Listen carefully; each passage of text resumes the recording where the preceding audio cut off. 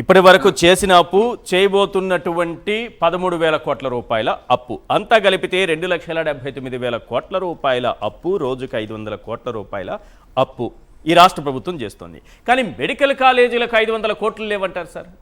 ఒక మెడికల్ కాలేజీలకు 500 కోట్లు, 10 మెడికల్ కాలేజీలకి అన్నిటికి కలిపితే 11కి కలిపితే 11 కదా ఇంక మిగిలినవి, వాటిని కూడా అమ్మేయాలనుకుంటున్నారు కదా, వాటికి 5,000 కోట్లు లేవట.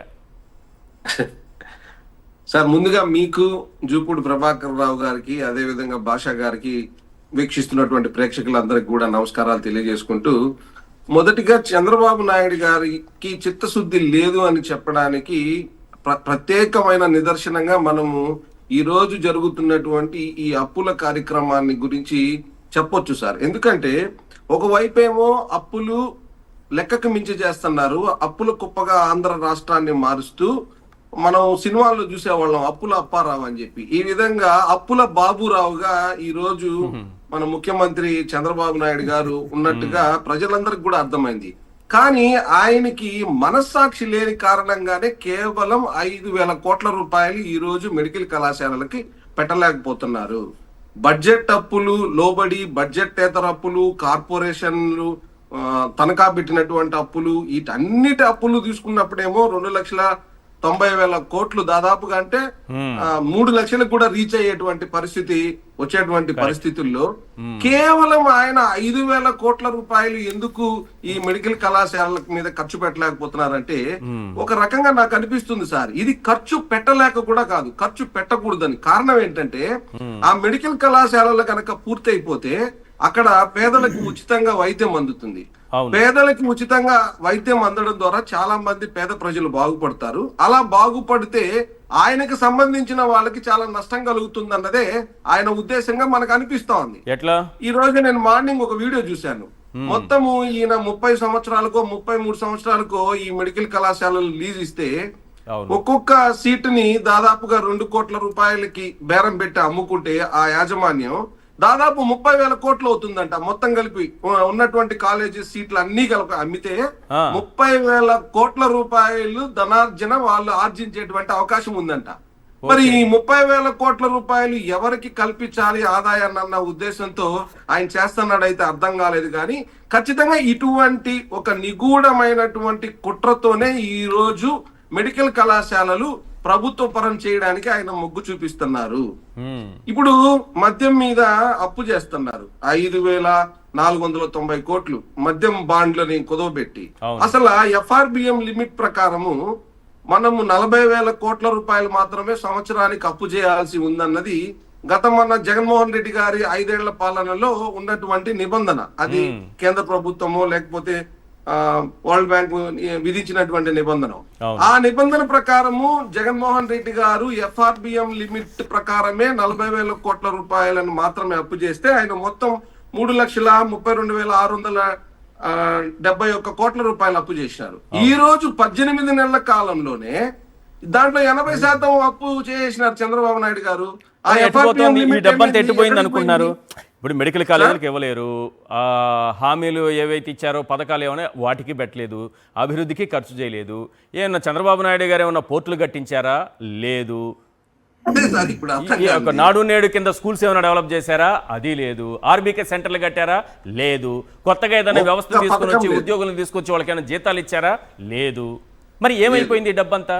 31 లక్షల ఇళ్ల పట్టాలు ఇచ్చారు జగన్మోహన్ రెడ్డి గారు, ఈయన కనీసం ఒక 10,000 ఇచ్చారా?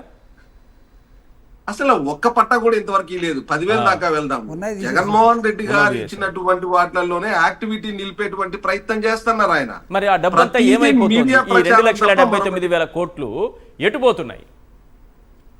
నాకైతే వాళ్ళ సొంత జేబుల్లోకి వెళ్ళేటువంటి కార్యక్రమాన్ని వాళ్ళు ఏదో రూపకల్పన చేసుకున్నట్టుగా అనిపిస్తాను సార్. దానికి అమరావతి వాళ్ళకి బాగా ఉపయోగపడుతుంది. మరొక విషయం సార్, FRBM లిమిట్ పరిధిలో అప్పు చేస్తే 6% రేట్ ఆఫ్ ఇంట్రెస్ట్ దొరుకుతుంది సార్.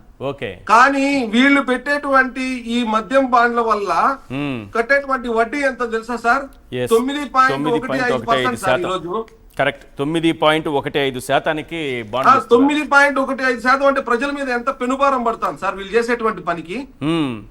అంటే దీన్ని బట్టి చూస్తే అన్ని వ్యవస్థలని తాగుతున్న వాళ్ళు ట్యాక్స్ పేయర్స్ అని అంటారు కానీ ఆ ట్యాక్స్ పేయర్స్ని వాళ్ళ దగ్గర నుంచి ఆ ట్యాక్స్ పేయర్స్ని అమ్ముకొని మళ్ళీ అప్పులు తేవడం, దానిపైన మళ్ళీ వడ్డీలు కట్టుకోవడం. మీరు ఒక మంచి పాయింట్ చెప్పారు సార్. 24,000 కోట్ల రూపాయలు మాత్రమే మద్యం మీద గత సంవత్సర ఆదాయం ఉంటే దాన్ని 35,000 కోట్ల రూపాయలకు పెంచాలంటే ఎంత తాగించాలనేటువంటి ప్రయత్నం చేస్తున్నారు సార్ వీళ్ళు. అవును తమ్ముళ్ళు, మీకు మంచి మద్యం ఇస్తాను, సరదాగా మీరు సాయంత్రం పూట తాగి సరదాగా ఆనందంగా నిద్రపోయే కార్యక్రమాన్ని చేస్తానన్నారు. ఆయన మాత్రం చుక్క మందు తాగడు. ఆయన తాగకూడదు, తాగే వాళ్ళందరికీ తప్పే ఉంది అందులో.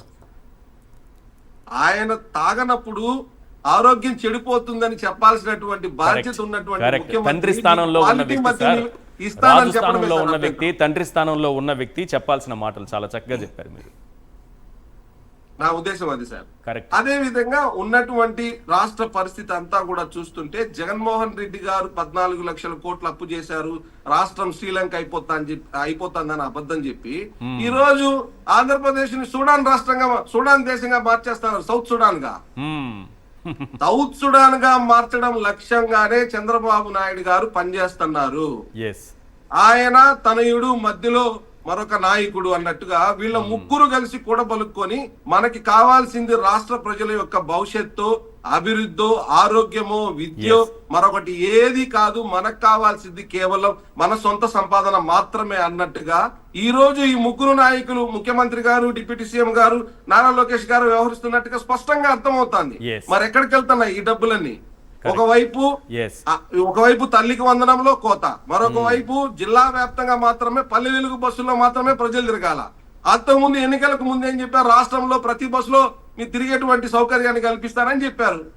మరి ఈ రోజు అవన్నీ ఎక్కడికి వెళ్ళాయి? ఇంతవరకు ప్రతి మహిళకి ఇస్తానన్నటువంటి నెలకు 1,500 ఏమైందో గతి లేదు. ఏ పథకము సరిగా రాష్ట్రంలో రైతుల యొక్క పరిస్థితి ఎంత దారుణంగా ఉంది సార్. మామిడి రైతు ఎంత నష్టపోయారు సమ్మర్ సీజన్ లో. ఇప్పుడు అరటిపండు రైతుని ఏమన్నా ఆదుకున్నారా? లేకపోతే ఆయన చెప్పినటువంటి అన్నదాత సుఖీభవ పథకం కింద ఇచ్చేటువంటి 20,000 రూపాయలు ఒక సంవత్సరానికి ఇవ్వాల్సి ఉంటే 2 సంవత్సరాలకు కలిపి 10,000 రూపాయలు మాత్రమే ఇచ్చారు. సంవత్సరానికి 5,000 ఇచ్చినారు. ఒక్కొక్క రైతుకి 30,000 రూపాయలు బాకీ పడ్డారు సార్ చంద్రబాబు నాయుడు గారు ఇవాళ.